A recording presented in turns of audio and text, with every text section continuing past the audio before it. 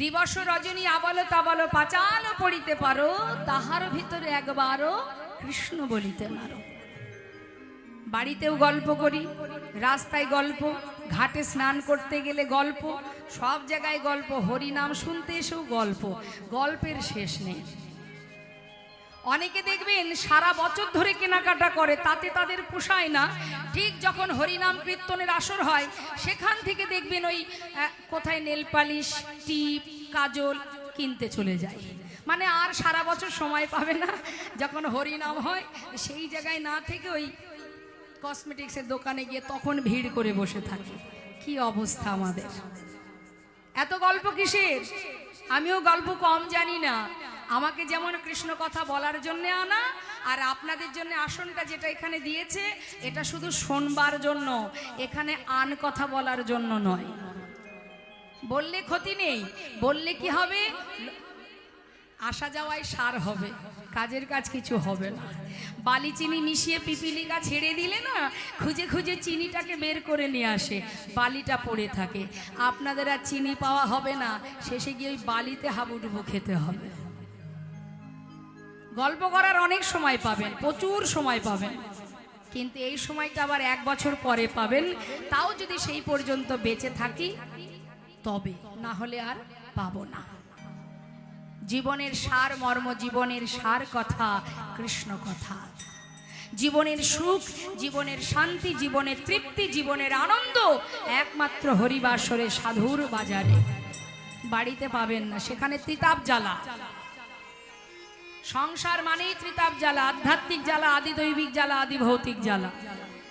আধ্যাত্মিক জ্বালা মানে নিজের দেহের জ্বালা। একটা না একটা রোগাক্রান্ত জীব আমরা, হয়েই যাচ্ছে একটার পর একটা সমস্যা। সারা দেহ ভালো, দাঁতে যন্ত্রণা। কি আমাদের সমস্ত শরীরের মধ্যে শুধু দাঁতের গোড়ায় যন্ত্রণা, মনটা কোথায় থাকবে? ওই দাঁতের গোড়ায় আটকে যাবে। এই হচ্ছে বাবা আধ্যাত্মিক জ্বালা জীবনের, এ তোমাকে ছাড়বে না। আদি দৈবিক জ্বালা, আদি ভৌতিক জ্বালা। আদি ভৌতিক মানে অপরের কাছ থেকে পাওয়া জ্বালা। আপনি সুখে আছেন, কিন্তু পারিপার্শ্বিক জ্বালায় আপনি জর্জরিত। অন্যের কাছ থেকে পাওয়া জ্বালা আদি দৈবিক, আদি ভৌতিক জ্বালা। আর আদি দৈবিক জ্বালা এই যে প্রকৃতি থেকে যে জ্বালা পাচ্ছি, মাঝে মধ্যে দমকা ঝড়, বন্যা ইত্যাদি ইত্যাদি, আজ আমফান, কালকে করোনা আসছে, প্রকৃতি থেকে পাওয়া জ্বালা। তাহলে এই ত্রিতাপ জ্বালা আমাদের ভোগ করতে হবে মা। হ্যাঁ, কিন্তু শান্তি কোথায় জানেন? শাস্ত্রে বললেন, এই নামের সুধা যেবা করে পান, ক্ষুধা তৃষ্ণা তার হয় অবসান। অন্তরে সদা কৃষ্ণ নাম যে বহে অবিরত অবিরাম। এর মতো শান্তি আর কোথাও নেই, পাবেন না কোথাও। তাই আন কথা না বলে কৃষ্ণ কথায় ডুবে থাকুন, আপনাদেরই ভালো। আজ চিন্তা করে দেখুন, একবার ভাবতে হবে, লীলা শুধু শোনার জিনিস নয়, কিছু সঙ্গে করে নিয়ে যেতে হবে, তবেই আমাদের এই অচৈতন্য দেহের চেতনা আসবে। বলছেন কি, বিবাহ হলো, সন্তান হলো, এবার পরিবর্তন দেখুন কিভাবে ত্যাগের সৃষ্টি হচ্ছে মা। দ্বারে এসে দাঁড়িয়েছে একজন ভিখারি, ভিক্ষাং দেহি চিৎকার করে বলছে। তখন জমিদার লালা নিজেই নেমে এলেন, দ্বারে এসে দাঁড়িয়েছে, জিজ্ঞাসা করছে, ও ভিখারি, তুমি ভিক্ষা নেবে? আচ্ছা, তা তুমি ভিক্ষা করো কেন? বাবু, আমি কেন ভিক্ষা করি শুনবেন? আহা, বাবু গো, বাবু গো,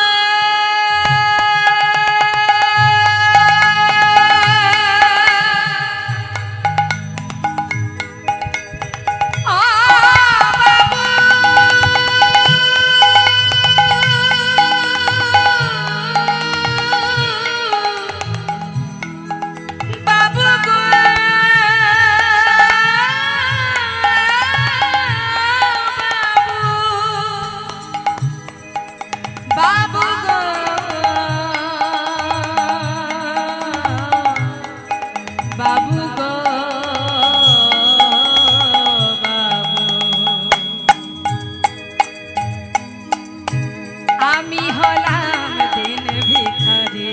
বলে ও গো বাবু আমি হলাম দিন ভিখারি। আমার ঘরে আছে গিরিধারী,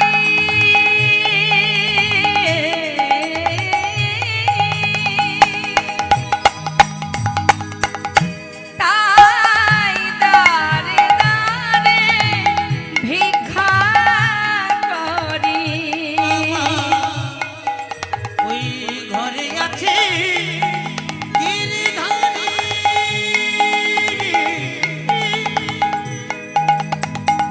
তাই আমি দাঁড়ে দাঁড়ে ভিক্ষা করি। তারে সেবা দিয়ে পাই গো প্রসাদ। আমি পাই গো প্রসাদ। বাবু এই তো আমার রীতি, আমি হলাম দিন ভিখারি। নিতাই গৌর হরি বল হরি বল। আমি হলাম দিন ভিখারি। বলে ও গো বাবু আমি হলাম দিন ভিখারি। আমাদের মধ্যে উপস্থিত হয়েছেন, সবাই চেনেন, বলার কিছু নেই, গোবরডাঙ্গার পৌর প্রধান মাননীয় শঙ্কর দত্ত মহাশয়। আমরা তাকে একটু বরণ করে দু এক কথা বলে আবার পদাবলী কীর্তনে ফিরে। জয় রাধেশ্যাম, জয় নেতা, জয় গৌরে।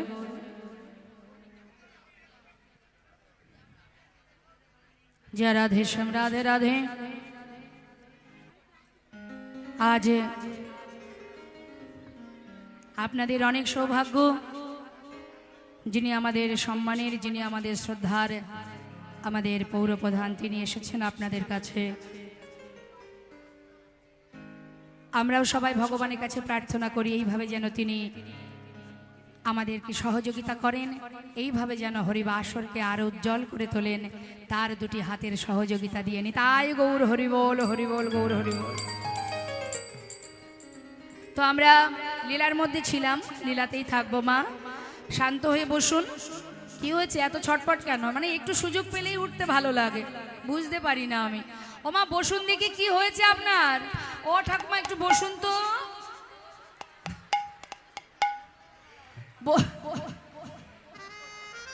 বসুন বসুন। কি হয়েছে? হ্যাঁ আমার দিকে তাকান। আমাকে দেখতে পছন্দ হচ্ছে না? কষ্ট হচ্ছে? বাড়ি যাবেন, মানে ঘরে যাবেন? ঠিক আছে, কেউ যদি থাকেন তানার একটু ধরে নিয়ে যান আস্তে আস্তে, যদি ওনার কষ্ট হয়, অসুবিধা হয়, বয়স হয়েছে, স্বাভাবিক হতেই পারে। তো বেশি কথা আপনারা বলবেন না, কারোর অসুবিধা থাকলে অবশ্যই যেতে পারে, কিন্তু আপনারা যদি সেই দিকে সবাই মনটাকে ঘুরিয়ে ফেলেন তাহলে সোজা পথে আর থাকবে না, মনটা বাঁকা হয়ে গেলে কি হবে?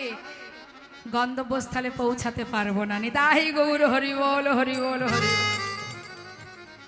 তাই এবার আপনাদের কাছেই আমি জিজ্ঞাসা করব, বলুন দেখি আমি কোথায় ছিলাম, দেখি সোজা পথে আছেন কিনা। হ্যাঁ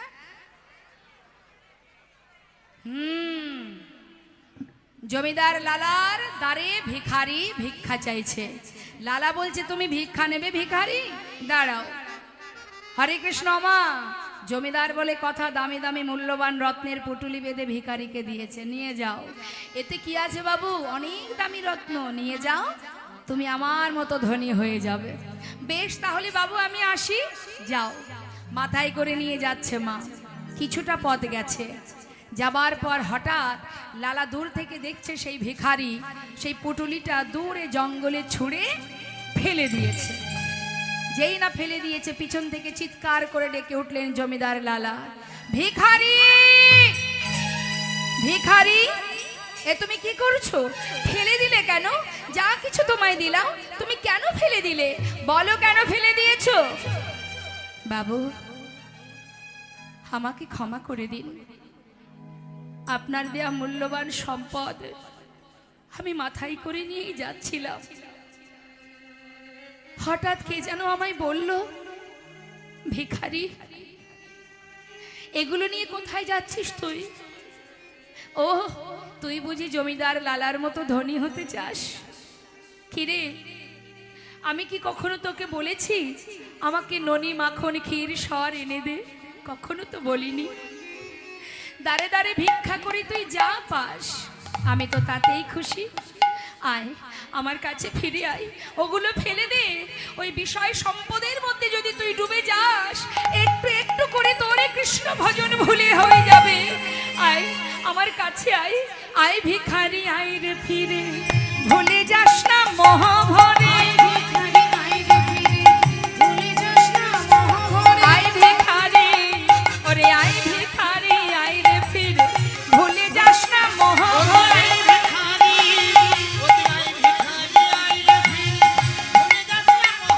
তোর গোবিন্দ সেবার বেলা বয়ে যায়, গোবিন্দ সেবার বেলা বয়ে যায়,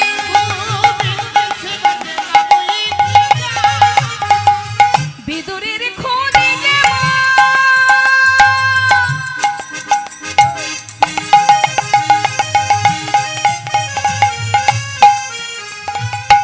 বিদুরের খোঁজে যেমন তোর ভিক্ষার অন্ন তেমন। বিদুরের খোঁজে যেমন,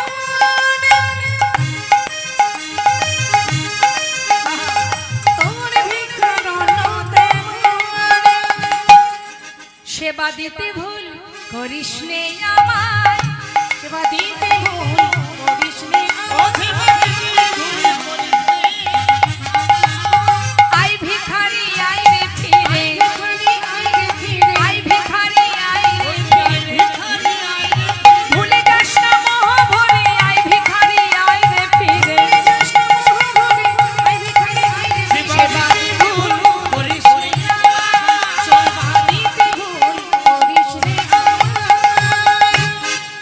ভগবান বললেন বিদুরের খুদ যেমন তোর ভিক্ষার অন্ন তেমন। বিদুরকে মা মহাভারতে দাসীপুত্র বিদুর, হস্তিনাপুরের রাজা, আহা, হস্তিনাপুরের রাজা ধর্মরাজ যুধিষ্ঠির সেই রাজমহলে যখন অন্ধ ধৃতরাষ্ট্র রাজা ছিলেন, সেখানে যে দাসীর পুত্র বিদুর ছিলেন, মন্ত্রী ছিলেন, সেই বিদুর সে ছিল দাসীপুত্র। সেই বিদুরের ঘরে সে বড় অসহায়, হ্যাঁ, দরিদ্র, কাঙাল, যার ঘরে ভগবান শাকন্য সেবা করেছিলেন। তাই গৌর হরিব। মহাভারতের কথা বাদ দিলাম, রাম অবতারের কথা বলি, ত্রেতা যুগের কথা। মা যে ছিল সবরী, সকলের অবহেলিতা, সকলের ঘৃণিতা, কেউ ওকে ভালোবাসতো না, সেই সবরী জঙ্গলের মধ্যে একটা কুটিরে দিন কাটাতো। কিন্তু বুক ভরা আশা ছিল, বিশাল বড় আশা। কি আশা? আমার রাম যখন আমার ঘরে আসবে, আমি রামকে খাওয়াবো। কি খাওয়াবো? না, বন থেকে কুল পাড়তো, কুল পেড়ে খেয়ে দেখতো।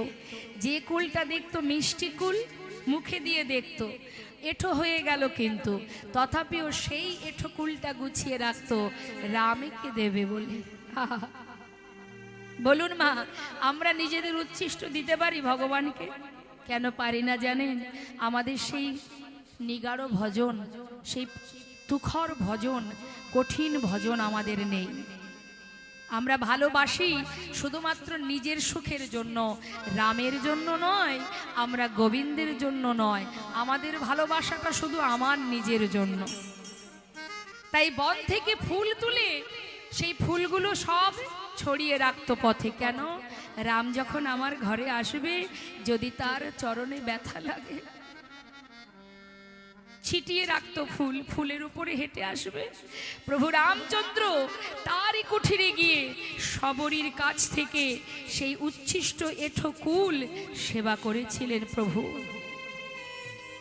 তাই ভগবান বলছে, বিদুরের খুদ যদি আমি সেবা করতে পারি, তাহলে তোমার ভিক্ষা কেন আমি সেবা করব না? তার জন্য এত অর্থ, এত ধন ঐশ্বর্যের কোনো প্রয়োজন নেই। ক্ষীর সরে ননি মাখন দিয়ে ভালোবাসলে আমি তাতে খুশি হই তা নয়। ভিক্ষা করে ভিখারি যারা, কাঙাল যারা, তারা ভালোবেসে যদি আমাকে কিছু দেয়, আমি তাতেও খুশি হই। তাই ভগবানকে পেতে গেলে কোনোদিন জেনে রাখবেন অর্থ দিয়েই যে শুধু পাওয়া যায় তা নয়, অর্থ থাকলে ভগবানকে পাওয়া যায় তা নয়। তার জন্য চাই তার প্রতি ভালোবাসা, শুদ্ধ প্রেম। এমন যদি কারোর মধ্যে থাকে মা, তার আর কিচ্ছু প্রয়োজন নেই। সঠিকভাবে ভালোবাসতে হবে, আস্তে সঠিকভাবে ভালোবাসতে হবে, তাহলেই তার অনেক প্রমাণ আছে মা। দেখুন একটা ঘটনা আপনাদের বলি। গোবরে পোকার মৌমাছি, মৌমাছি খায় কি মা? মধু। আর গোবরে পোকা কি খায়? তা বাবা, মৌমাছি কিন্তু প্রতিদিন মধু পান করে, তাই তো? গোবরে পোকা তো কখনো মধুর স্বাদ জানে না। দুজনের মধ্যে খুব মিল মা, হ্যাঁ, বন্ধুত্ব আছে। কথাটা মন দেবেন, এই কথাটা বলার পিছনে কারণটা আছে, তাই বলছি। এখন একদিন মৌমাছি আর গোবরে পোকা বলা বলি করছে, বন্ধু, বহুদিনের বন্ধুত্ব তোর আমার, কিন্তু কোনোদিনও তোর বাড়িতে গেলাম না, না তুই আমার বাড়িতে এলি, তাই একদিন তো তোর বাড়ি যাওয়াই যায় নাকি? তুইও আসবি আমার বাড়িতে, তা বল দেখি কে কার বাড়ি যাব? গোবরে পোকা, হ্যাঁ, গোবরে পোকা বলছে তুমি আগে, মানে তুই আগে আমার বাড়িতে চল। মৌমাছি চিন্তা করছে ওর বাড়িতে গেলে তো গোবর খেতে হবে, তার থেকে ওকে আগে আমার বাড়ি নিয়ে যায়। আরে বন্ধু, বলি কি, তোর বাড়িতে না হয় অন্যদিন যাব, তুই এক কাজ কর, কাল তুই আমার বাড়িতে আগে চল। গোবরে পোকা বলছে বেশ তাই হোক, যাওয়া যাক। পরের দিন গোবরে পোকা সময় মতো বন্ধুর সাথে বন্ধুর বাড়ি যাচ্ছে। তা বন্ধুর বাড়িটা কোথায়? এই যে সুন্দর একটা সরোবর, আপনারাও এক একটি পুণ্য প্রস্ফুটিত ফুল ফুটে আছেন গোবিন্দ সেবার জন্য। এই সরোবরটাকে দেখিয়ে বলছে, এই দেখ, এদিকে আয়, এই হচ্ছে আমার ঘর, দেখতে পাচ্ছিস? নে, এসেছিস আমার বাড়িতে, তুই যে কোনো ফুলে বসে মধু পান কর। কি আর খাওয়াবো, আমার বাড়িতে মধুই আছে, তুই মধু পান কর। এখন গোবরে পোকা বসেছে মধু পান করতে। জীবনে মধুর স্বাদ পেয়েছে কোনোদিন? হ্যাঁ, পাইনি। এখন মধু খাচ্ছে, আর পাশের ফুলে রয়েছে মৌমাছি। মৌমাছি মাঝে সাঝে ডেকে ডেকে জিজ্ঞাসা করছে, বন্ধু, ও বন্ধু, বলি মধু খাচ্ছ তো? ভালো লাগছে? এমন করে বলছে মনে হচ্ছে যেন ভালো লাগছে না। বন্ধু, বলি মধু পান করছো? ভালো লাগছে না?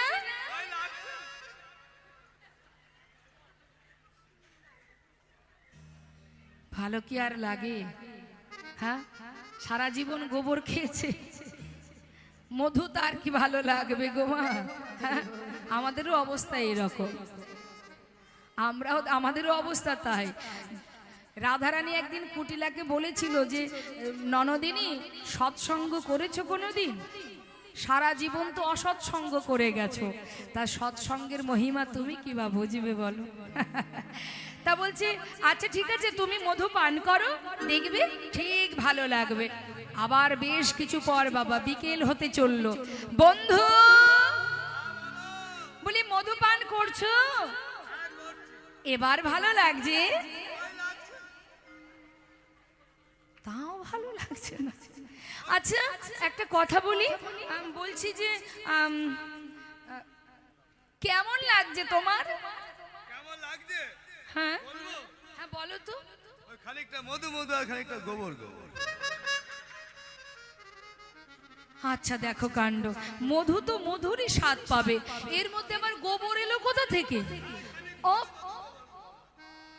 আচ্ছা শোনো, তুমি যখন মধু পান করতে ফুলে বসেছিলে, মুখটা ভালো করে ধুয়ে তারপরে বসেছিলে?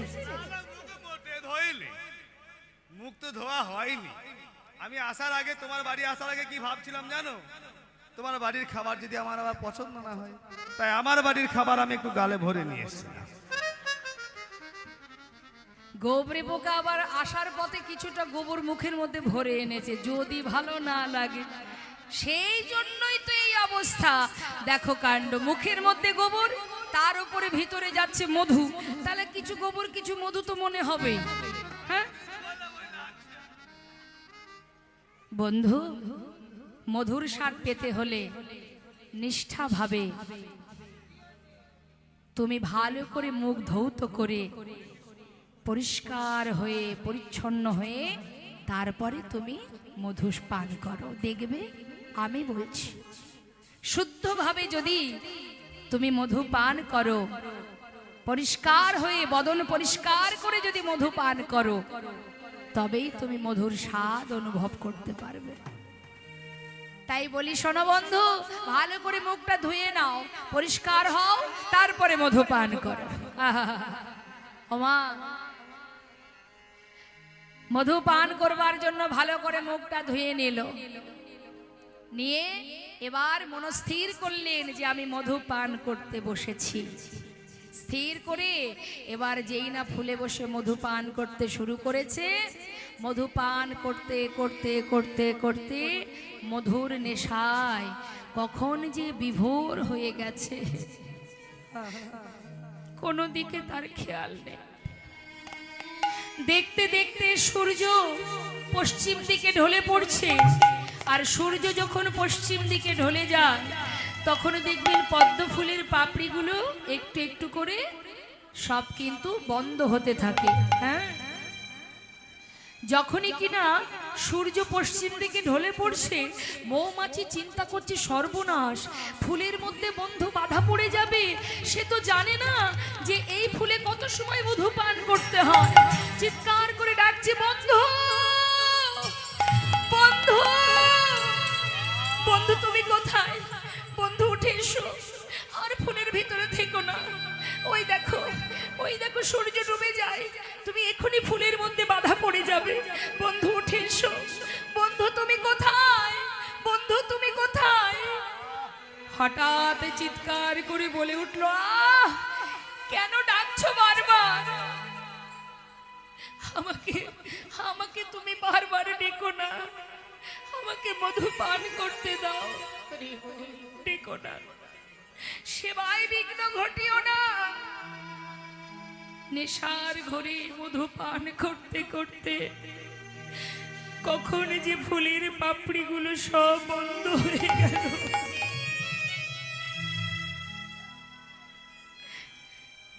মৌমাছি ফুলের থেকে বাহিরে এসে সরোবরের পাড়ে গাছের ডালে বসে সারা রাত বন্ধুর জন্য অপেক্ষা করছে। ভোর হতে না হতেই, সূর্যের আলো পড়তে না পড়তেই আবার ফুলের পাপড়িগুলো যখন মেলে উঠল, এদিকে এক সাধু এসেছে কিছু ফুল তুলতে গোবিন্দ সেবায় দেবে বলে।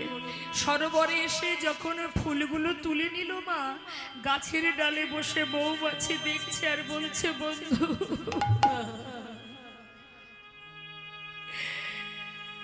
এ কি সৌভাগ্য তোমার, আজ তুমি বৈষ্ণবের কৃপা লাভ করতে পারলে।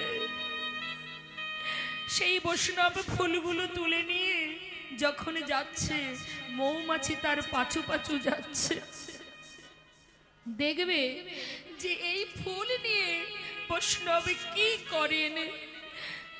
একটু একটু করে ঠাকুর ঘরে পৌঁছে সেই ফুলগুলো গোবিন্দায় নম বলে যখন ভগবানের চরণে অর্পণ করে দিল, মৌমাছি মন্দিরের বাইরে গাছের গালে বসে বসে চোখের জলে মুখ ভাসিয়ে কাঁদে আর বলে, বন্ধু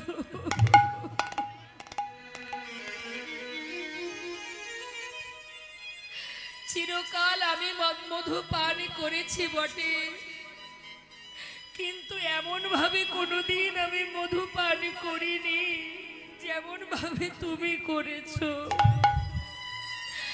আজ বৈষ্ণবের কৃপা পেলে, ভগবানের চরণ পেলে, সারা রাত সেই মন্দিরের বাইরে মৌমাছি গাছের ডালে থেকে ভগবানের চরণ পানে নজর দিয়ে রাত পার হয়ে গেল। দেখছে মৌমাছি, আমার বন্ধু দেখি সে এবার কোথায় যায়। সেই বৈষ্ণবে ভোর হতে না হতেই ভগবানের চরণ থেকে ফুলগুলো তুলে নিয়ে ছুটে এসে গঙ্গার পাড়ে গঙ্গার জলে ভাসিয়ে দিল। মৌমাছি কাঁদে আর বলে, বন্ধু, বৈষ্ণবের কৃপা, ভগবানের চরণ সেবা, এমনকি গঙ্গায় তুমি আজ নিয়োজিত হলে। তোমার মতো এমন বড় ভক্ত কয়জনা হতে পারে?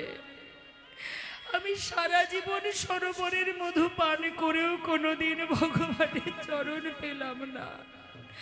আমার যে মধু পান করা হয়নি গো, তোমার মতো করে যদি আমি মধু পান করতে পারতাম, আজ আমিও গোবিন্দ চরণে ঠাঁই পেতাম। তাই মাগো, ভগবানকে যদি প্রকৃত কেউ ভালোবাসে, ভগবান বললেন ভক্ত যদি মনে প্রাণে ভালোবেসে আমাকে যাই দিক, যেভাবে দিক না কেন, আমি যে তাতেই খুশি হই, আমি আর কিচ্ছু চাই না। যদি ডাকার মতো ডাকা যায়, দুটি নয়ন জলে ধুইয়ে দেব, প্রভু তোমার দুটি রাঙা চরণ, তুমি করিও গ্রহণ।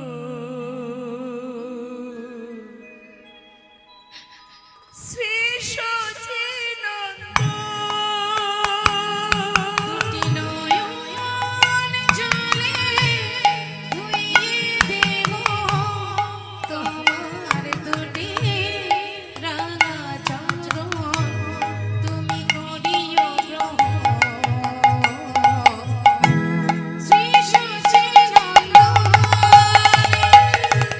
দুটি নয়নে জলে ধুইয়ে দেব তোমার দুটি রাঙা চরণ, করিও গ্রহণ।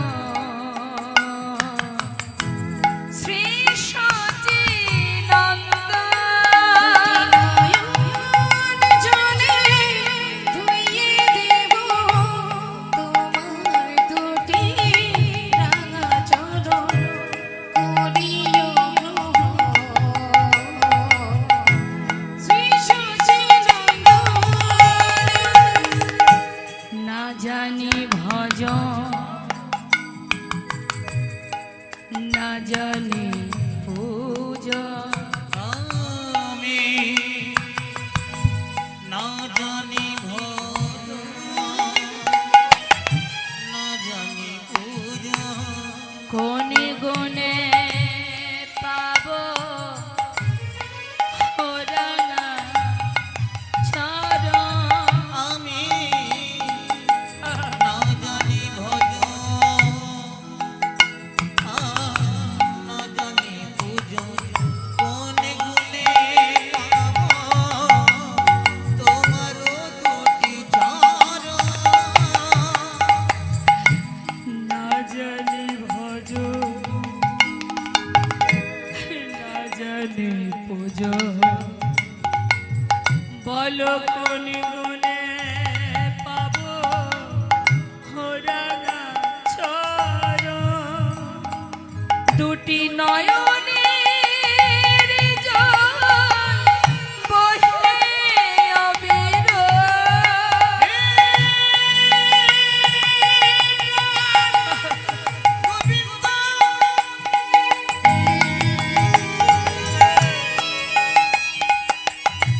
তুমি একেবারে কৃপা করো,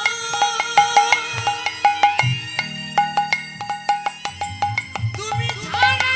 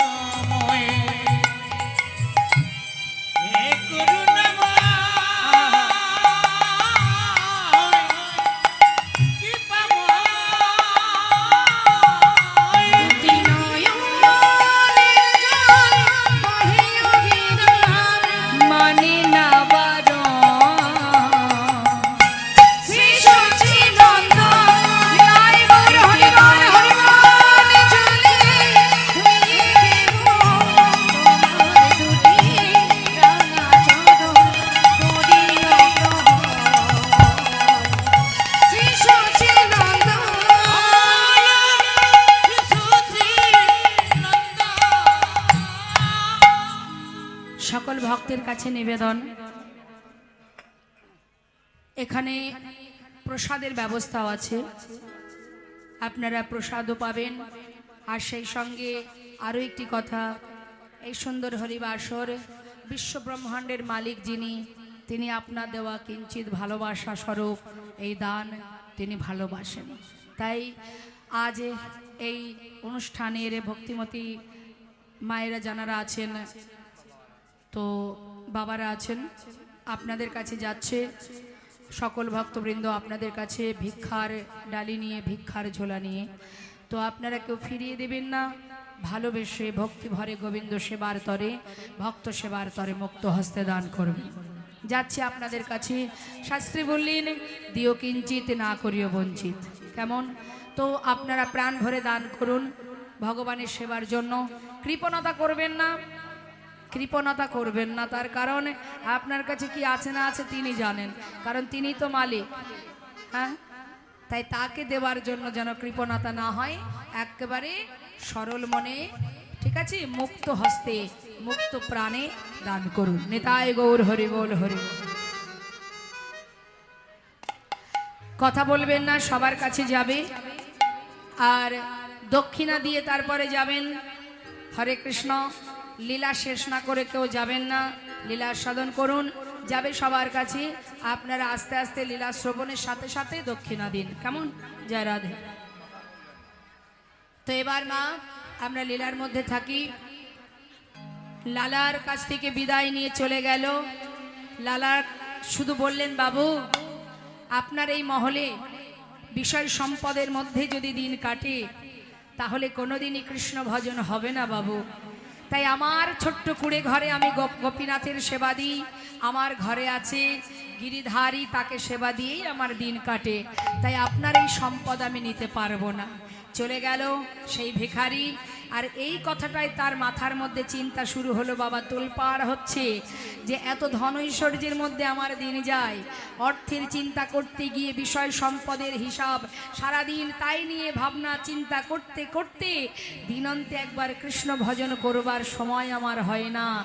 উনি যে ভিখারি যে কথাটা বলে গেছে সেটাই তার মাথায় ঘুরছে, আর মনে মনে ভাবছে কেমন করে আমি কৃষ্ণ ভজন করব, কি করব আমি, কোথায় যাব আমি, কোথায় গেলে আমার গোবিন্দ দর্শন পাবো, ভগবানের কৃপা লাভ করব। ভাবতে ভাবতে ঘরের ভিতরে গেল মা। ঘরের ভিতরে যাওয়ার পর হঠাৎ তার সমস্ত রাজ্য পরিদর্শনে যাওয়ার সময় হয়েছে, খাজনা আদায়ের সময় হয়েছে। তাই পালকি চেপে সারাদিন ধরে খাজনা আদায় করছে। সারাদিন খাজনা আদায় করে বেলি অবসানকালে ঘরে ফিরছে। ফেরার কালে, বেলি অবসানকাল মানে কখন মা? বিকাল শেষ, সন্ধ্যা আগত, ঠিক সেই সময় দিনের আলো শেষ, সন্ধ্যা আগত, সেই মুহূর্তে পালকি চেপে সারা রাজ্য খাজনা আদায় করে সমস্ত প্রজাবর্গকে দর্শন করে তিনি এবার ফিরছেন তার মহলে। ফেরার কালে এক রজককন্যা, রজককন্যা কাদের বলে মা? হরে কৃষ্ণ। রজককন্যা কাদের বলে? রজক কাদের বলে? যারা ধোপা, যারা কাপড় কাচে ধোপা, তাদের বলে রজক। সেই রজকের কন্যা তার পিতাকে বলছে, বাবু গো, বাবু গো, বেলা যায় বাসনায় আগুন দাও। কি বলছে মা? বেলা যায় বাসনায় আগুন দাও। বাসনা কাকে বলে? কলা, শুকনো কলার পাতা, সেটাকে পোড়ালে একটা ছাই হয়, যেটা দিয়ে আগেকার সময় কাপড় কাচা হতো। এখন তো অনেক ডিটারজেন্ট পাওয়া যায়, তো সেই সময়ে সমস্ত কাপড় ওই বাসনা পুড়িয়ে খাড় দিয়ে পরিষ্কার করা হতো। তাই ধোপার মেয়ে মানে রজককন্যা পিতাকে বলছে, বাবু গো, বেলা যায় বাসনায় আগুন দাও। আর সেই কথাটা প্রতিধ্বনি হয়ে লালার কানে প্রবেশ করছে। লালা তো আসছে রাস্তা দিয়ে পালকি চেপে, আর শুনছে বাতাসে যেন ভেসে আসে সেই মেয়েটির সেই কথাটি। কিভাবে? বেলা যায়,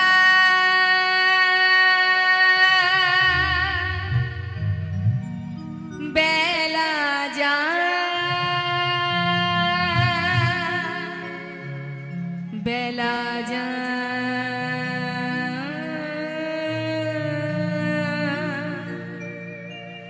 বেলা যায় বেলা যায়, বেলা যায়, বেলা যায়, হরি বল। বেলা যায়।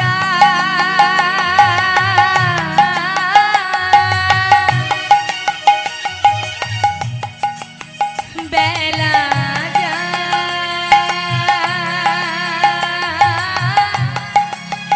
বেলা যায়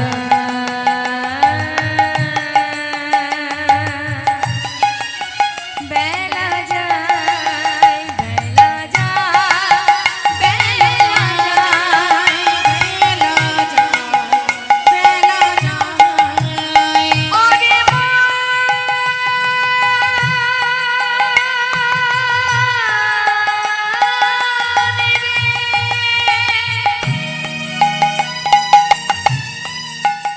ওরে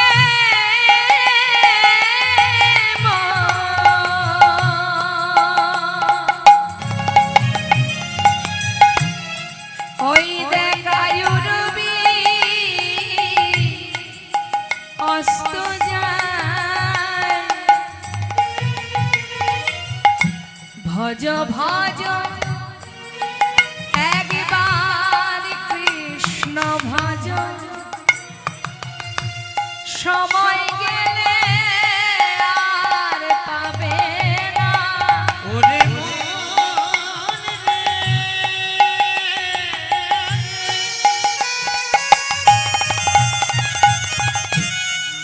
তোমাদের জীবন বেলা বয়ে যায়,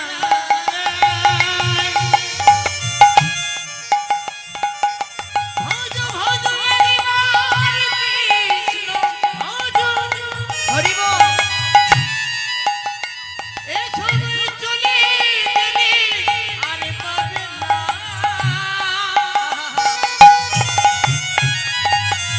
ওরে মন,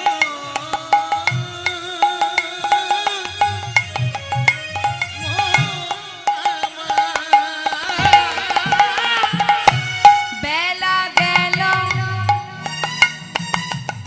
সন্ধ্যা হলো কাকে বলছে কথাটা কাকে বলছে প্রতিধ্বনি হচ্ছে তার হৃদয়ে পরমাত্মা তাকে শোনাচ্ছে কি বলছে এটা আমাদেরও আসবে মাদিন লীলা শুধুমাত্র শ্রবণের নয় কিছু বুঝতে হবে কি বলছে রজবকন্যা বলছে বেলা যায় বাসনায় আগুনে দাও আর লালা শুনছে কি আমরা সবাই সেই একই কথাই শুনছি কি বেলা গেল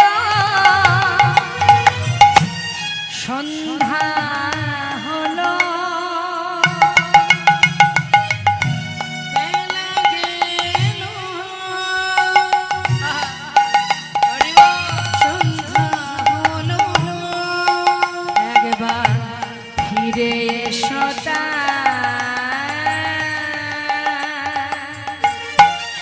বেলা যায় বেলা যায় বেলা যায় বেলা যায় বেলা যায় বেলা যায় বেলা যায় বেলা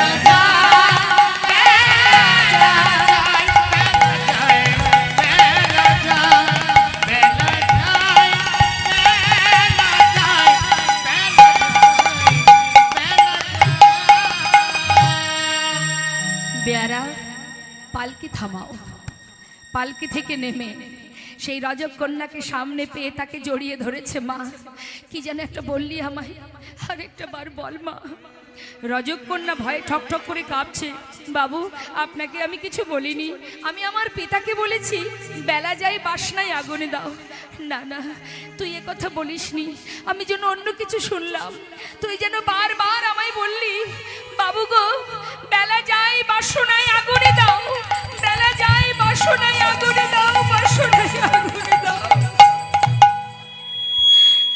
ঠিকই তো বলেছিস তুই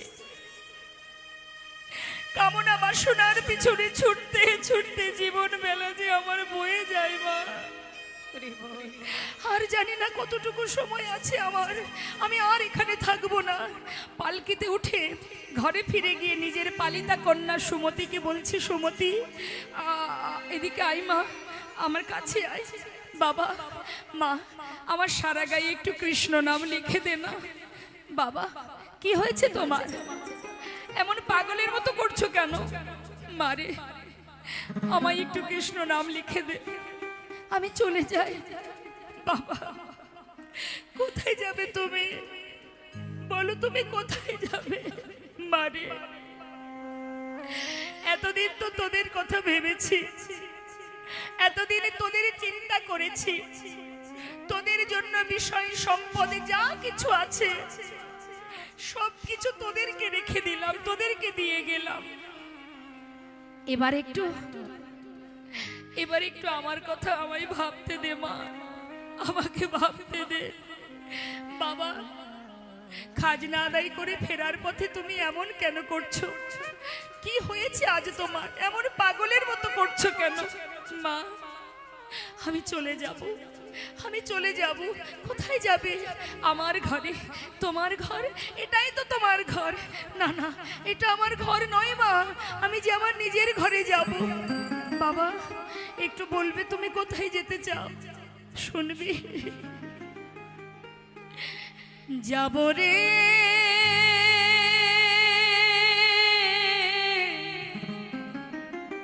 যাব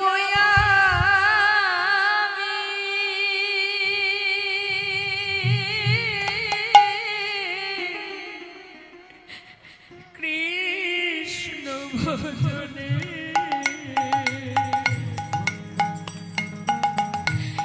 যাব আমি মধুর বৃন্দাবনে।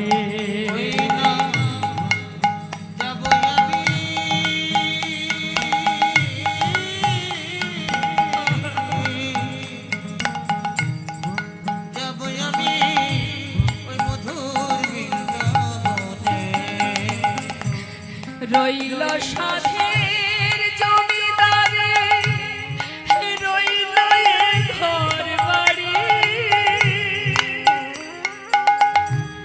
রইল সাধের জমিদারি,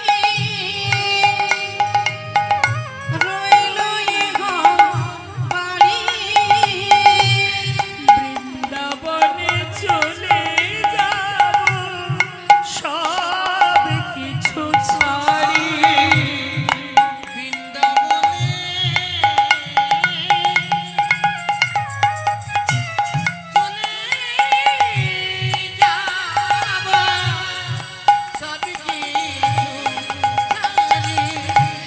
সাজায়ে দে কৃষ্ণদাস, মনে আমার এই অভিলাষ। সাজায়ে দে কৃষ্ণদাস, মনে আমার এই অভিলাষ। আমি হব বৃন্দাবনে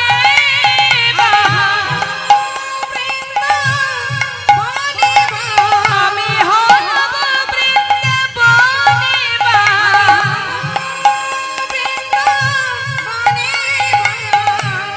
এই আশা মনে যাব রে,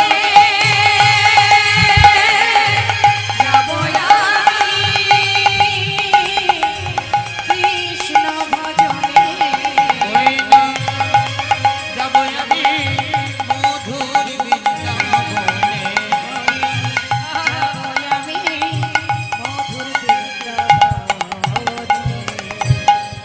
এই হচ্ছে ত্যাগ মা।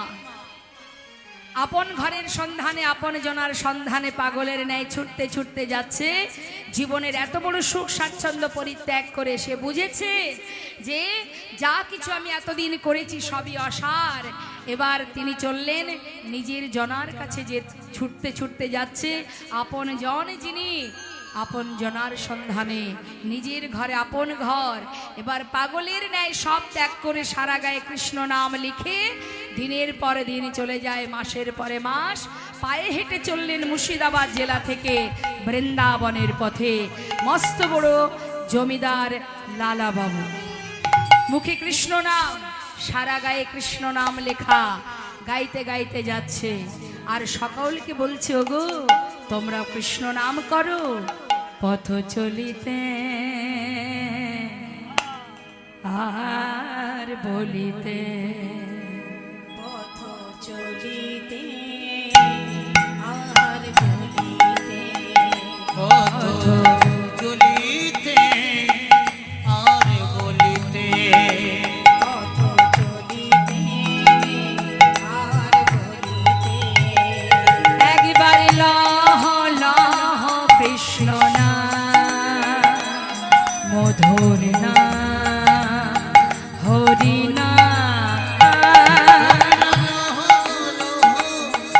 কৃষ্ণ নাম হরি নাম, কৃষ্ণ নাম, একবার লহ লহ কৃষ্ণ না মধুর না হরি না, কৃষ্ণ নাম হরি নাম, কৃষ্ণ নাম, পথ চলিতে আর বলিতে, পথ চলিতে আর বলিতে, পথ চলিতে আর বলিতে,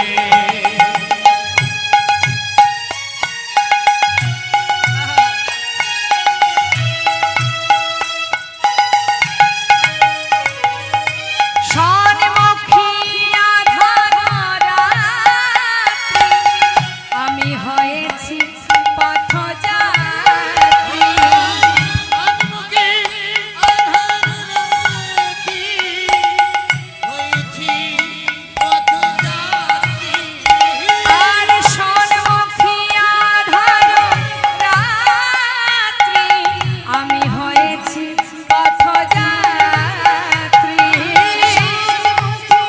আধাররাত্রি আমি হয়েছি পথযাত্রী, অগ চলিতে রাধানা মুখে বলিতে কৃষ্ণ নাম। চলিতে কথা বলিতে কৃষ্ণ নাম, পথ চলিতে আর বলিতে, পথ চলিতে আর ওই বল হই বল হই বল। পথ চলিতে আর বলিতে, পথ চলিতে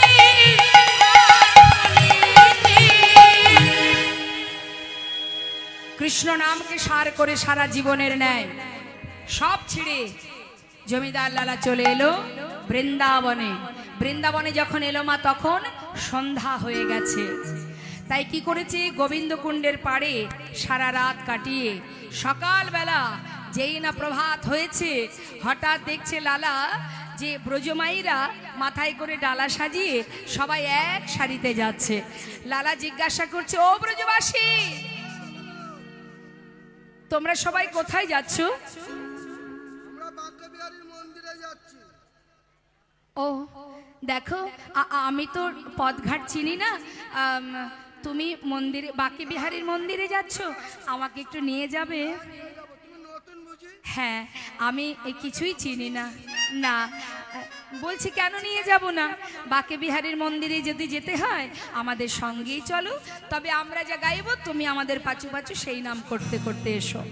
কি নাম? রাধে রাধে রাধে রাধে রাধে রাধে রাধে রাধে রাধে রাধে রাধে রাধে বলে বলো রাধে রাধে বলো রাধে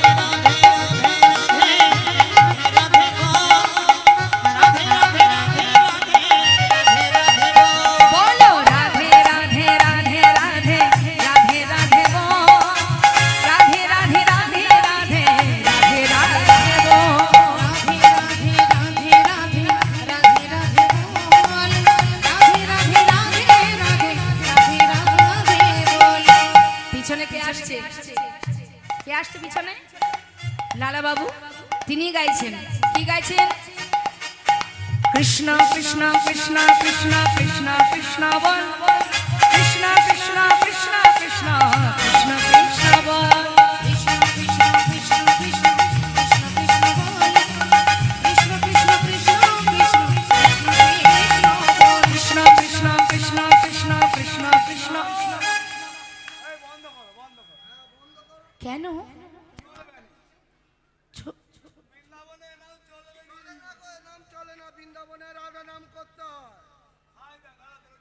আচ্ছা কৃষ্ণ নাম চলে না তা কেন হবে তোমরা রাধা নাম করছো আমি কৃষ্ণ নাম করছি দুজনের নামই হচ্ছে সেটাই ভালো নয় হবে না লালা বলছি তাহলে শোনো এক কাজ করি আর তোমাদের কথাও থাক আমার কথাও থাক দুয়ে মিলে একসঙ্গে আমরা কি গাইবো সবাই মিলে রাধে কৃষ্ণ হ্যাঁ রাধে কৃষ্ণ রাধে কৃষ্ণ রাধে কৃষ্ণ বলবো রাধে কৃষ্ণ রাধে কৃষ্ণ রাধে কৃষ্ণ বলো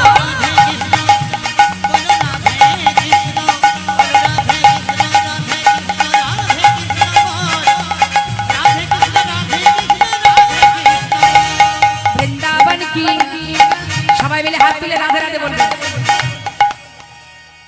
উচ্চ স্বরে বলবেন হ্যাঁ সবাই হাত তুলুন দেখি কার কার হাত আছে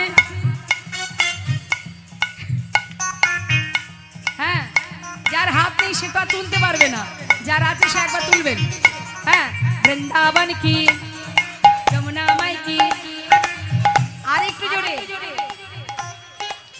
8 আনা হয়েছে আর 8 আনা বাকি আর একটু জোরে হবে হ্যাঁ কোনদিন ঝগড়া করেছেন ঝগড়া করেন বলো না একবার দেখো কোমর কেমন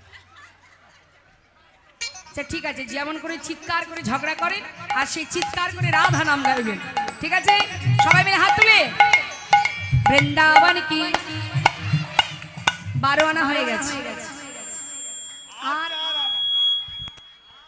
আরেকটু জোরে হবে মা হবে তো বৃন্দাবন কি যমুনা মাই কি রাধা কুণ্ড কি শ্যাম কুণ্ড কি গোবিন্দ কুণ্ড কি বিলাসবন কি মধুবন কি মিধুবন কি কেশি ঘাট কি বংশীবন কি মোহনবন কি মাধবী বন কি লৌহবন কি তাম্রবন কি কমল বন কি ভণ্ডি বন কি आगे पीछे दाहिने बाएं बोल बोल में ऊपर नीचे बोलो राधे राधे राधे राधे राधे राधे बोलो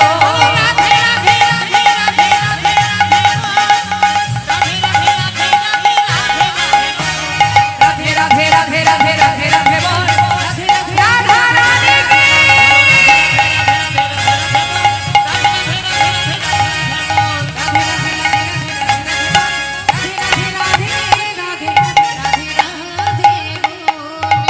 বলিয়ে বাঁকে বিহারী লাল কি কোথায় এলাম আমরা তাহলে মা বাঁকে বিহারীর মন্দিরে হ্যাঁ বসুন বসুন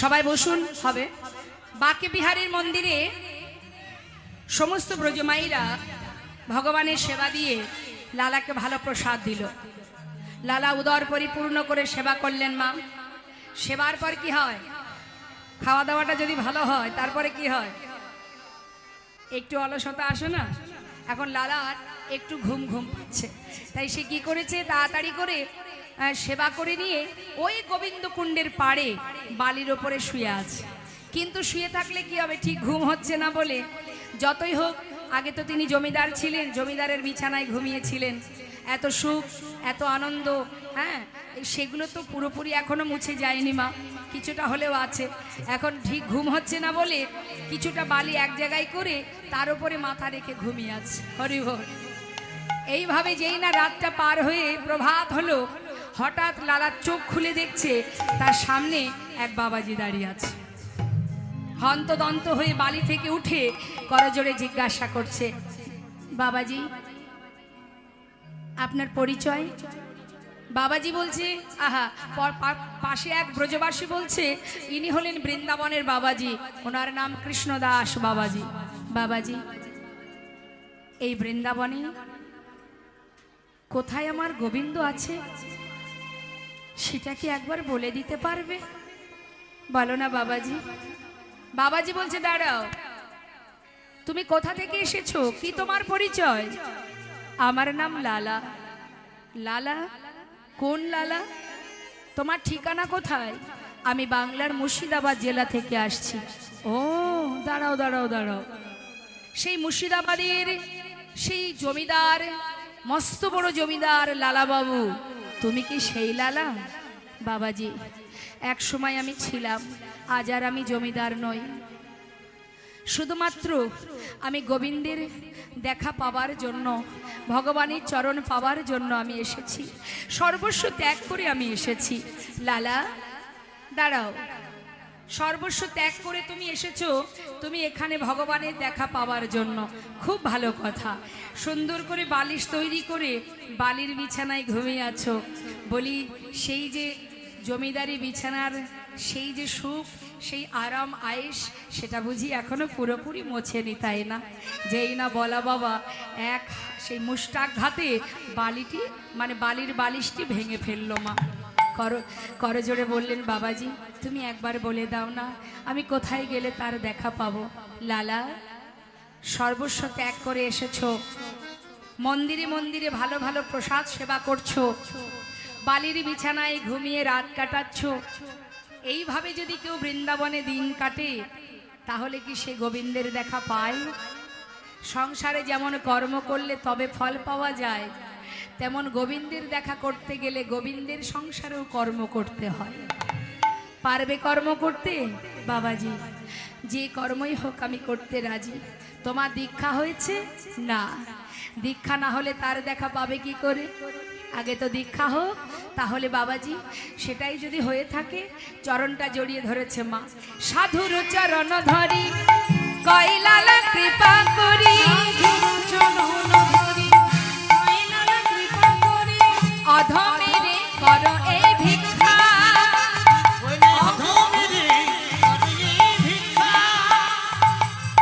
অবিষ্ট ধন পাইবারে আমি ঘর ছেড়ে এসেছি ঘরে। অবিষ্ট ধন পাইবারে আমি ঘর ছেড়ে এসেছি ঘরে। ফিরিব না, কৃপা করে দাও মরে দীক্ষা, আমি আর তো ঘরে ফিরব না গো, আর তো ঘরে ফিরব না গো, আর তো ঘরে ফিরব না গো। অবিষ্ট ধন পাইবারে ঘর ছেড়ে এসেছি ঘরে, ঘর ছেড়ে এসেছি ঘরে। ফিরিব না,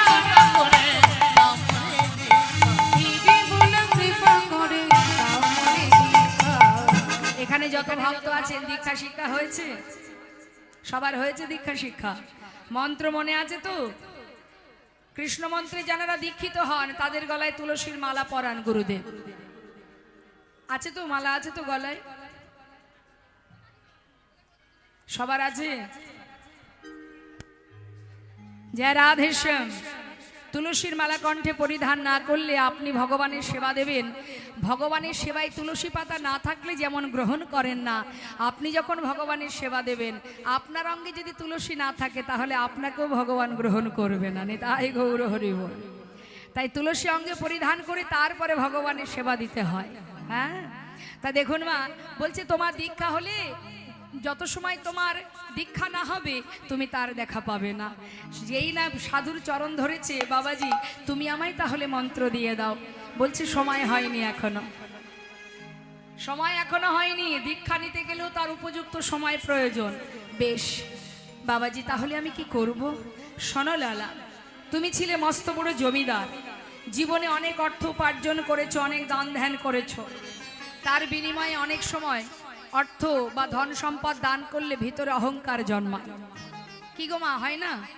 কেউ যদি মনে করুন 500টা বস্ত্র দান করলো, তার ভিতরে একটা অহংকার আসবে, দম্ভ আসবে, কি আমি এত বস্ত্র দিয়েছি। তাই দান ধ্যান করবার পর যদি ভিতরে অহংকার জন্মায়, তাই তোমার উপযুক্ত কাজ কি? ভিক্ষার ঝুলি কাঁধে নিয়ে দাঁড়ে দাঁড়ে ভিক্ষা করা। শোনো লালা, কাউকে বাদ দেবে না, সবার দাঁড়ে দাঁড়ে ভিক্ষা করবে। কেমন? কাঁধে ভিক্ষার ঝুলি উঠে গেল মা, এবার ভিক্ষার ঝোলা নিয়ে দাঁড়ে দাঁড়ে ভিক্ষা করতে শুরু করলো। বেশ কয়দিন ধরে ভিক্ষা করতে করতে হঠাৎ একদিন তার স্ত্রী, তার পুত্র নারায়ণ এবং তার কন্যা তিনজনে মুর্শিদাবাদ থেকে বৃন্দাবনে গেল তার সঙ্গে দেখা করতে। হঠাৎ স্বামীর কাঁধে ভিক্ষার ঝোলা দেখে তার স্ত্রী কাত্যায়নী মুখের দিকে তাকিয়ে চোখের জলে বুক ভাসিয়ে কাঁদছে। স্বামী, এ তোমার কেমন বেশ? এ আমি দেখতে পাচ্ছি না। এত বড় জমিদার তুমি, যার জীবনে এত সুখ, এত আনন্দ, যে কিনা সুখে স্বাচ্ছন্দ্যে জীবন কাটিয়েছে, আজ তার কাঁধে ভিক্ষার ঝোলা। আমি সইতে পারছি না স্বামী, তুমি ফিরে চলো। কাত্যায়নী, আমাকে আর বাধা দেবে না, আমি আর অন্য কোথাও যাব না। কেন জানো? আমি তো আমার ঘরে ফিরে এসেছি, এটাই আমার ঘর, এটাই আমার ঠিকানা, তাই তোমরা চলে যাও। ছেলে নারায়ণ বললেন, বাবা তুমি যদি না যাও তাহলে এই বৃন্দাবনে একটা মন্দির করে দিই, যেখানে তুমি থাকবে। তুই যদি করে দিস আমার কোনো বাধা নেই, কারণ ওই অর্থ সম্পদে আমি আর হাত দেব না। একটা মন্দির নির্মাণ হলো মা, যার নাম লালাবাবুর মন্দির। সবাই বৃন্দাবনে যারা গেছেন দেখেছেন, রাধাকুণ্ডের পাশেই আছে লালার মন্দির। সেখানে একটা বিগ্রহ স্থাপন হলো, যার নাম কৃষ্ণচন্দ্রমা। কিন্তু লালার দুঃখ কি, তার যেহেতু দীক্ষা হয়নি, সেই জন্য সে কিন্তু ভগবানের সেবা দিতে পারে না। মন্দিরে সেবা দেওয়ার জন্য এক পুরোহিত রেখেছে। আর লালার এটাই দুঃখ যে আমি ভিক্ষা করে নিয়ে আসি, কিন্তু আমি নিজে হাতে সেবা দিতে পারি না। কেন কেন আমার দীক্ষা হচ্ছে না? কি অপরাধ আমার? কি অপরাধের কারণে দীক্ষা হচ্ছে না? প্রতিদিন ভগবানের সামনে বসে, মন্দিরে ভগবানের সামনে বসে চোখের জলে লালা বুক ভাসিয়ে কাঁদে। একবার বলো দয়াময়, কি আমার অপরাধ? প্রতিদিন কাঁদে মা, নিজে হাতে ভগবানের সেবা দিতে পারে না, তাই প্রতিদিন দুঃখ করে, প্রভু কবে তোমাকে নিজে হাতে সেবা দেব। একদিন মনের দুঃখে পূজারীকে বলছে, পূজারী আমি বড় দুর্ভাগা গো, জানো পূজারী, প্রতিদিনই তুমি ভগবানের সেবা দাও, আমি দিতে পারি না। জানি না পূজারী কেন আমার দীক্ষা হলো না, কি জানি না আমার আর কোনো অপরাধ আছে কিনা, কেন আজ আমি প্রভুকে নিজে হাতে সেবা দিতে পারি না। পূজারী একটা কথা বলবো? বলো। পূজারী, আমি ওই গুহার মধ্যে বসে বসে একটু ভজন করব, তুমি মন্দিরে ভোগ নিবেদন করে আমাকে একটু প্রসাদ দিয়ে আসবে, কেমন? আজ আর ভালো লাগছে না, আজ আমি একটু ভজনে বসবো। বেশ, গুহার মধ্যে গিয়ে ভজনে বসলেন, আর এদিকে পূজারী ভোগ নিবেদন করছে। গুহার মধ্যে বসে যখন ভজনে রতমা প্রতিজ্ঞা করলেন, লালা দয়াময়, শুনেছি তোমাকে ডাকলে নাকি তুমি সাড়া দাও, আমি কেমন করে ডাকিব প্রভু, বলে দাও আমায়, বলে দাও আমি কেমন করে ডাকিব প্রভু, বলে দাও আমায়, বলে দাও তুমি নাকি দয়াল হরি, তুমি সবার দয়া করো, আমি অধম রইলাম পড়ে, তোমার বিচার কেমন করো। তুমি নাকি দয়াল হরি, তুমি সবার দয়া করো, আমি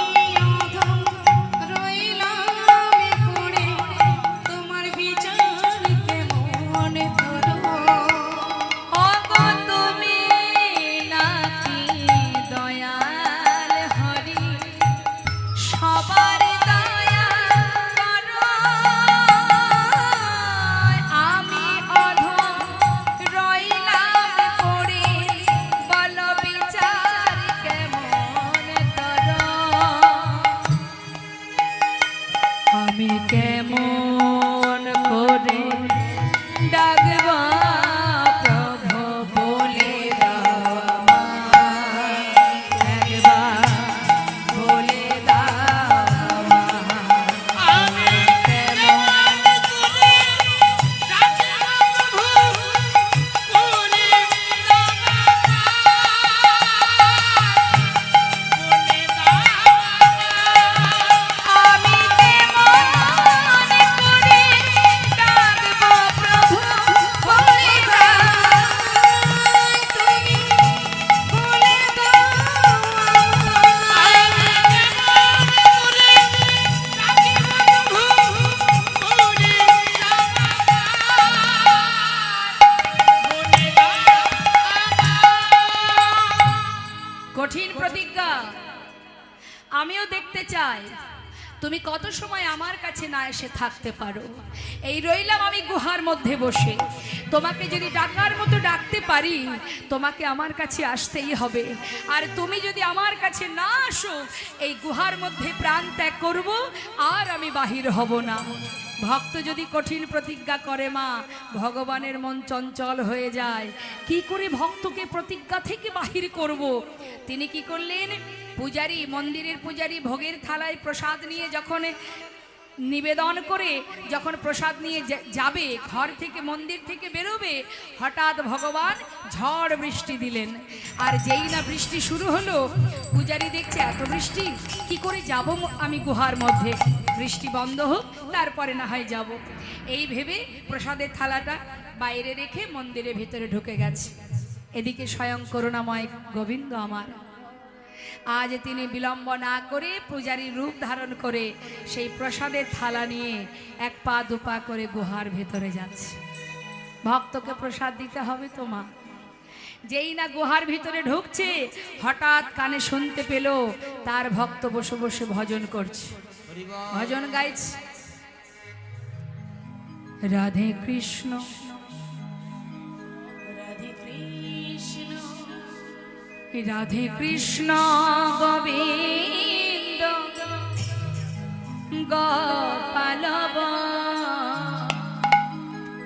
রাধা রমণ হরি হরি হরি বল। রাধে কৃষ্ণ গোবিন্দ গোপাল বল রাধা রমণ হরি হরি বল। রাধে কৃষ্ণ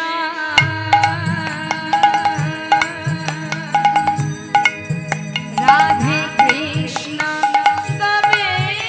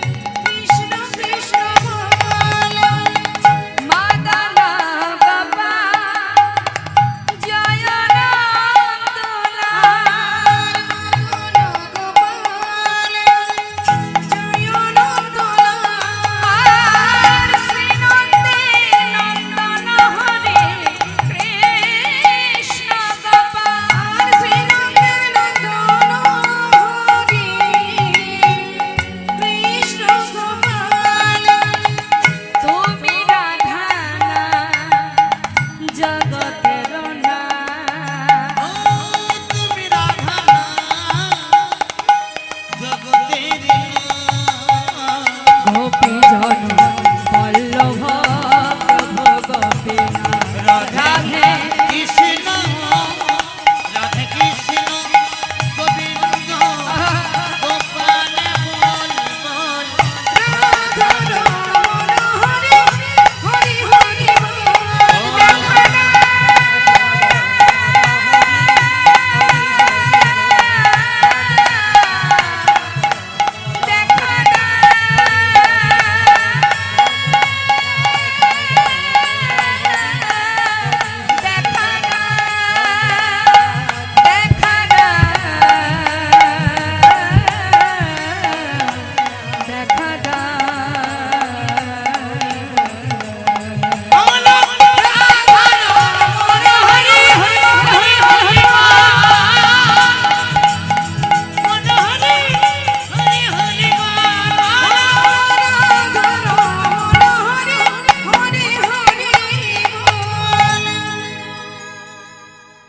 ভগবানের সেবায় লাগতে গেলে বড় কষ্ট করতে হয় মা, অত সহজে আর ভক্ত হওয়া যায় না।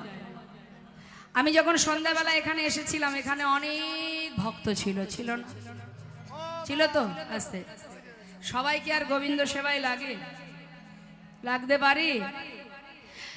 এখন ওই আম গাছে প্রচুর মুকুল হয় না বাবা? মালিক ভাবে বাবা এত মুকুল হয়েছে, কত আম যে হবে, বেশ কয়েক মাস গোবিন্দ সেবা হয়ে যাবে। কিন্তু সব মুকুলে কি আর আম অবশিষ্ট থাকে? হ্যাঁ কি গো মা? এখন দেখবেন এই কি হয়, প্রথমত কুয়াশা, কুয়াশায় অনেক মুকুল নষ্ট হয়ে যায়। এটা গোবিন্দের আম বাগান। এই আম বাগানে সন্ধ্যাবেলা অনেক মুকুল ছিল। কুয়াশা বাবা, আর দরকার নেই কীর্তন শোনার, সেবা ওখানে হচ্ছে, প্রসাদ পেয়ে ঘরে চল। সকালবেলা অনেক কাজ। এখন সকাল যদি ভাগ্যে থাকে তবে তো হবে কি মা, তাই না? তাহলে আমরা কেন পরের আশা করি, পরের চিন্তা করি? এখন তাতে অনেক মুকুল নষ্ট হয়ে যায়।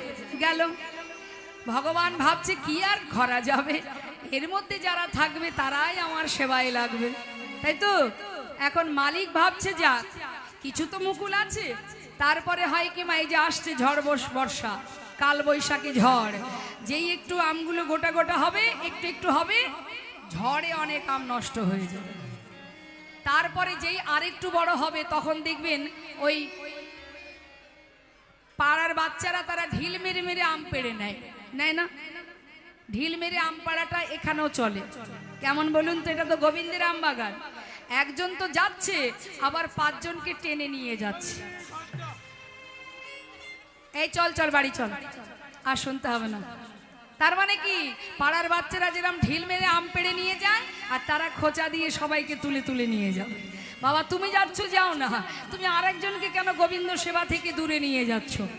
গেল, কি আর করা যাবে? মালিক ভাবছে তার মধ্যে যেটুকু থাকবে সেটুকুই গোবিন্দ সেবায় দেব। তার মধ্যে দেখা গেল একটু যখন আমগুলো পেকে যায়, পাখিতে এসে অনেক আম নষ্ট করে দেয়।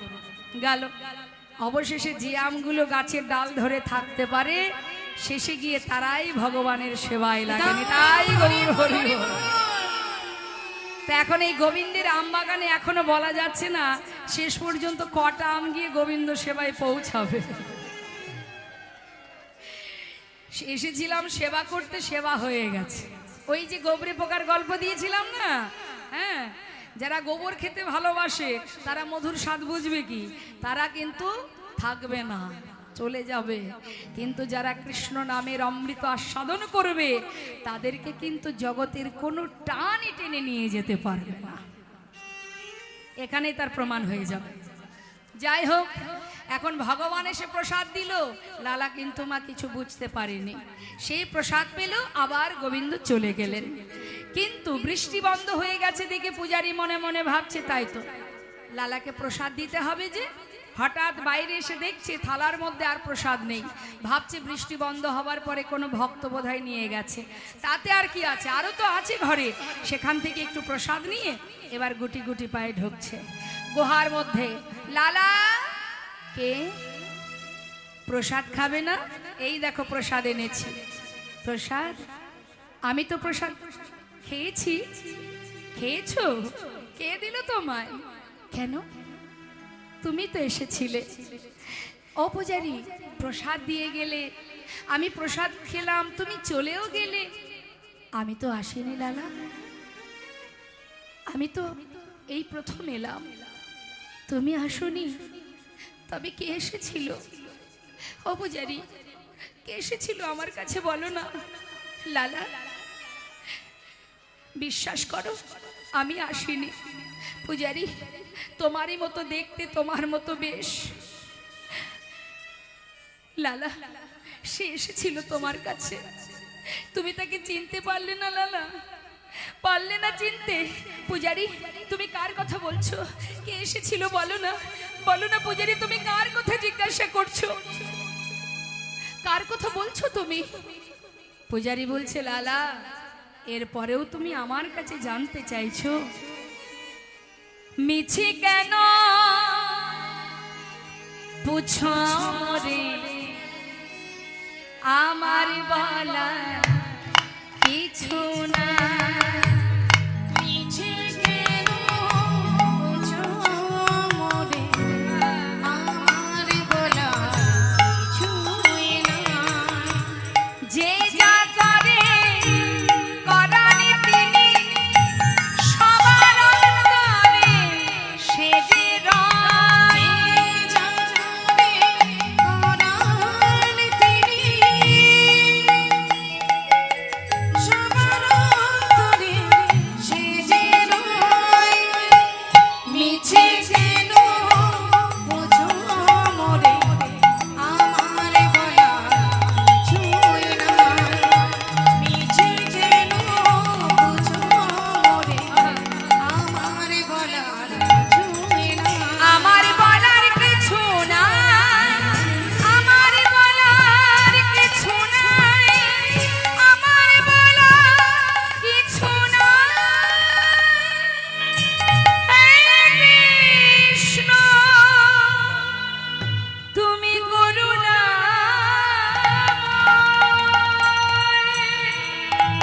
তুমি করুণাময়, করুণা করো। তুমি করুণাময়, করুণা করো। গুহা থেকে বাইরে বেরিয়ে বাবাজির কাছে গিয়ে চরণটা জড়িয়ে ধরেছে। চরণ তলে আছাড় খেয়ে পড়ে জিজ্ঞাসা করলেন, বাবাজি, আজ তোমাকে বলতে হবে। বলো বাবাজি, আমি যে তাকে কাছে পেয়েও হারিয়ে ফেলেছি, আমি যে চিনতে পারিনি বাবাজি, একটিবার বলো না বাবাজি, আমায় তুমি কেন দীক্ষা দিচ্ছ না? লালা, এখনো তোমার সময় হয়নি, যাও, চলে যাও। বাবাজি, আমি যেতে চাই না, আমি আর যাব না। তুমি বলো, আমি কেন তাকে ধরতে গিয়েও ধরতে পারলাম না? বলো বাবাজি, কেন আমার দীক্ষা হওয়ার সময় হয়নি? কি অপরাধ আমার? যত সময় না বলবে আমি তোমার চরণ ছেড়ে যাব না। তবে শোনো লালা, তোমাকে বলেছিলাম তুমি সবার বাড়ি ভিক্ষা করবে, কিন্তু লালা, তুমি প্রত্যেকের ঘরে গিয়েছিলে, কিন্তু একজনের ঘর তুমি বাদ দিয়েছিলে। কেন বলো? জগৎ শেঠের দ্বারে তুমি ভিক্ষা করনি কেন? বাবাজি, ওদের সঙ্গে আমাদের একটু পুরানো দ্বন্দ্ব আছে। কি জন্য? তুমি যখন জমিদার ছিলে, তোমার জমিদারি ছিল, তখন তোমার দ্বন্দ্ব ছিল। এখন কি তুমি জমিদার আছো? সেই জমিদারি আছে তোমার, তাহলে দ্বন্দ্ব কেন থাকবে লালা? ভিতর থেকে ক্রোধ, হিংসা দূরীভূত করো, না হলে কৃষ্ণ ভজন হবে না। জেনে রাখবেন মা, কেউ যদি মনে করেন বাড়িতে হরিবাসর দেব কি কোনো ধর্মীয় অনুষ্ঠান করব, পাশের বাড়ি বা অন্য কোনো ব্যক্তির সঙ্গে আমার দ্বন্দ্ব আছে বলে তাকে বাদ দিয়ে আমি অনুষ্ঠান করব, তাহলে কিন্তু আপনার অনুষ্ঠান সব বৃথা হয়ে যাবে। তাই যে আপনার সঙ্গে দ্বন্দ্ব বিবাদ যার সঙ্গে আপনার থাকবে, তার বাড়িতে নতমস্তকে গলবস্ত্র হয়ে নিমন্ত্রণ করে সসম্মানে তাকে বাড়িতে এনে প্রসাদ দিয়ে সেবা দেবেন, তারপরে আপনার সেবা ভগবান গ্রহণ করবেন। তাই গৌর হরি বল। তাই হিংসা দিয়ে, ক্রোধ দিয়ে, দ্বন্দ্ব বিবাদ দিয়ে কখনো ভগবত কৃপা লাভ করা যায় না।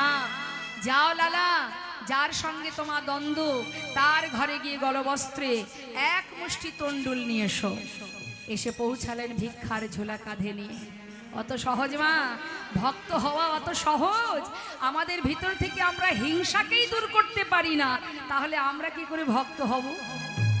সবার মনে হিংসা আছে, এখানে যত ভক্ত, কার মধ্যে হিংসা নেই? এটাকে যত সময় না তাড়াতে পারবো তত সময় হৃদয় মন্দিরে ভগবান এসে বসতে পারবে না।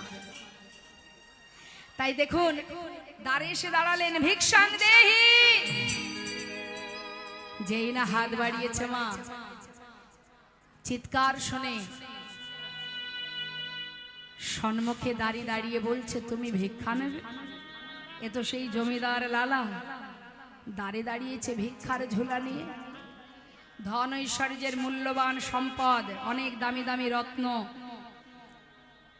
সামনে এনে হাজির করেছে, ভিক্ষা দেবে। কি দেবে? দামি দামি রত্ন, হিরে জহরত, দামি দামি রত্ন একটা পাত্রে এনে দিয়েছে, ভিক্ষা দেবে বলে সামনে এনেছে দাঁড়িয়ে। যেই না প্রহরী এনেছে, সঙ্গে সঙ্গে লালা বলে উঠলেন, অদারি, আমি তো তোমার হাত থেকে ভিক্ষা নেব না, আর যেগুলো তুমি এনেছো আমি এ ভিক্ষা চাই না। আমি ধনের ভিখারি নই গো, আমি ধনের ভিখারি না। আমি ধনী ভিখারি নই গো, আমি ধনীর ভিখারি নই। চাই গো যে আমি এক মুষ্টি ভিক্ষা,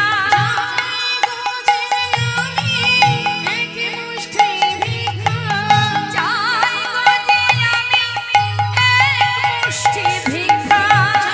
গো যে আমি এক মুষ্টি ভিক্ষা, তাই দুয়ারে দাঁড়ায়ে রই আমি। আমি ধনীর ভিখারি নই গো, আমি ধনীর ভিখারি নই।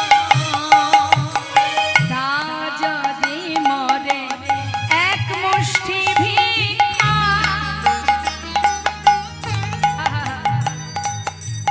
তবে হবে গুরু পদে ভিক্ষা।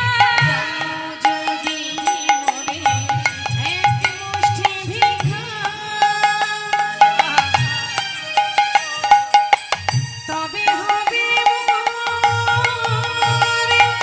গুরু পদে ভিক্ষা। আমি পাবো দর্শন ব্রজেন্দ্র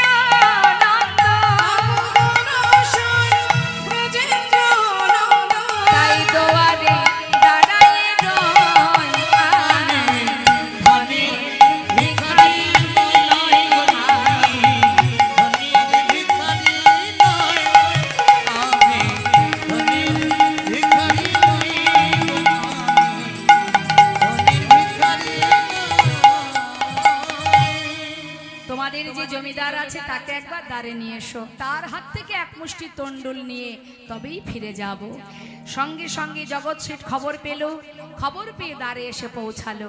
দ্বারে এসে দেখছে কি মা, সারা গায়ে কৃষ্ণ নাম, আহা কৃষ্ণ নাম লেখা, মুখে কৃষ্ণ নাম, কাঁধে ভিক্ষার ঝোলা। জগৎ শেঠ দূর থেকে দেখে মনে মনে ভাবছে, এ তো সেই জমিদার লালা, আজ আমার দ্বারে দাঁড়িয়ে আছে ভিক্ষার ঝোলা কাঁধে নিয়ে। মুখের দিকে এক দৃষ্টিতে তাকিয়ে জিজ্ঞাসা করলেন, যে বেশ পরিধান করে আমার দ্বারে দাঁড়িয়েছ, রাখুন, এটা কোনো ছলনা নয় তো? জগৎ শেঠ জিজ্ঞাসা করছে মা। লালা বাবু বলে উঠলেন, না না, আসিনি আজ তোমার কাছে অগবন্ধু কোন ছলনা, ঘাটের মাঝে পার ঘাটাতে বসে ডাকছে আমার।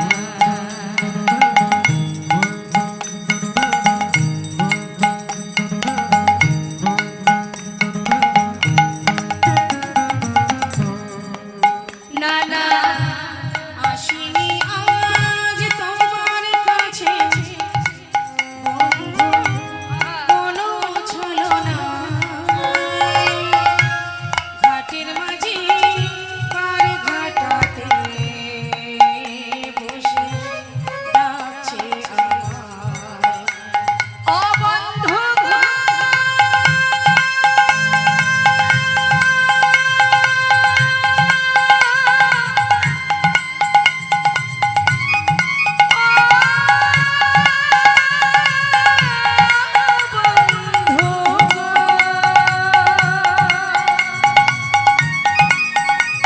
বন্ধু গো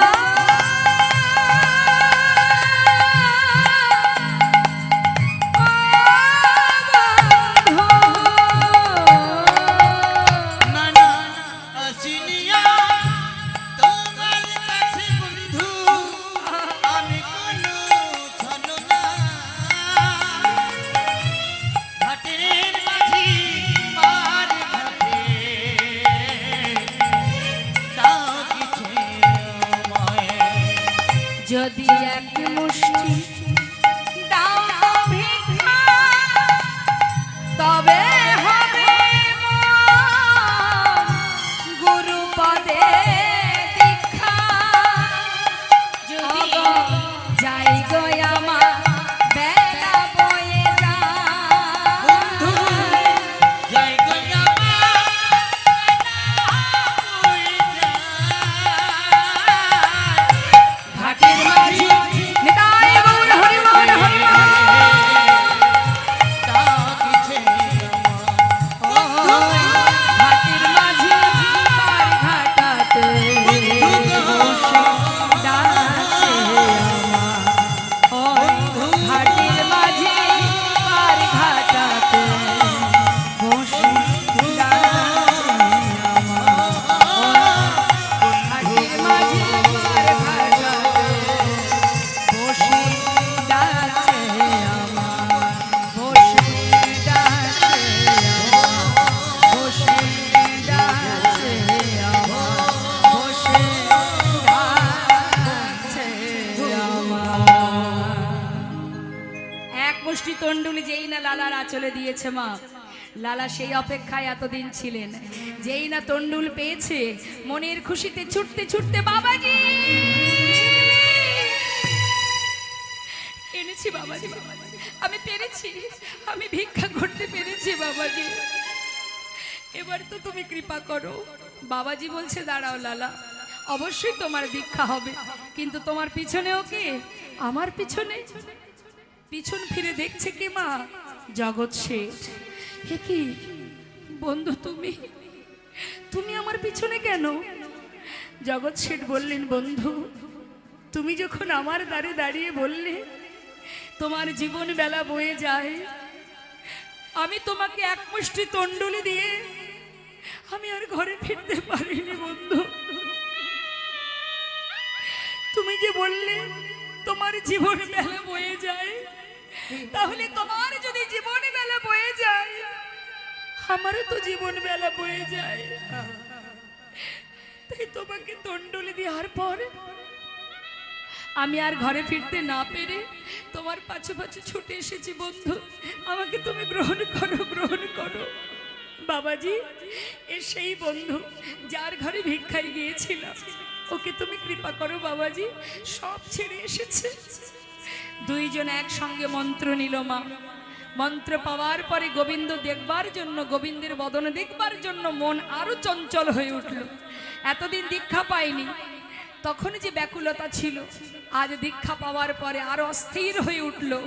দেখা দাও, দেখা দাও, দেখা দাও, একবার দেখা দাও। মনের দুঃখে চারিপাশে গোটা বৃন্দাবন ঘুরছে, পথে পথে হা কৃষ্ণ কৃষ্ণ বলে কাঁদছে। হঠাৎ মনস্থির করলেন, তুমি যদি দেখা না দাও, যমুনার জলে প্রাণ ত্যাগ করব। লালা যখনই জলে নামতে যাবে, জগৎ শেঠ বললেন, বন্ধু মরতে যদি হয় দুজনে একসঙ্গে মরব। দুই বন্ধু জলে নামছে।